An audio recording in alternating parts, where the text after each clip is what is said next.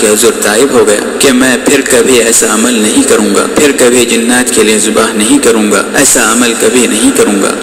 اور میں حج بھی کر چکا تھا، مگر وہ کہتے ہیں کہ تمہارا حج صحیح نہیں ہوا، تو کیا میرا حج واقعی صحیح نہیں ہوا ہے یا صحیح ہے؟ اگر صحیح نہیں ہوا ہے تو میں دوبارہ حج کروں گا۔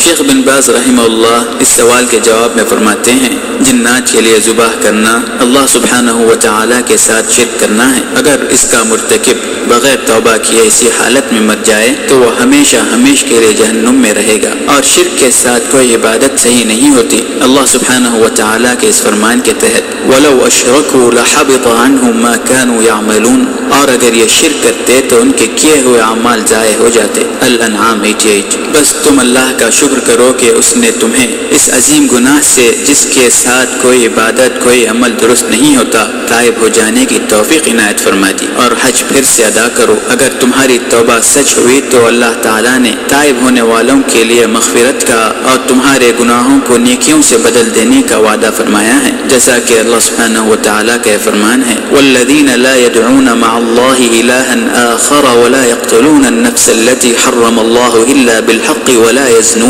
وَمَن يَفْعَلْ ذَلِكَ يَلْقَ أَثَامًا يُضَاعَفْ لَهُ الْعَذَابُ يَوْمَ الْقِيَامَةِ وَيَخْلُدْ فِيهِ مُهَانًا إِلَّا مَن تَابَ وَآمَنَ وَعَمِلَ عَمَلًا صَالِحًا فَأُولَٰئِكَ يُبَدِّلُ اللَّهُ سَيِّئَاتِهِمْ حَسَنَاتٍ وَكَانَ اللَّهُ غَفُورًا رَّحِيمًا وَمَن تَابَ وَعَمِلَ صَالِحًا فَإِنَّهُ يَتُوبُ إِلَى اللَّهِ مَتَابًا، اور جو لوگ اللہ کے ساتھ کسی معبود کو نہیں پکارتے اور اللہ کی حرام کی ہوئی کسی جان کا ناحق قتل نہیں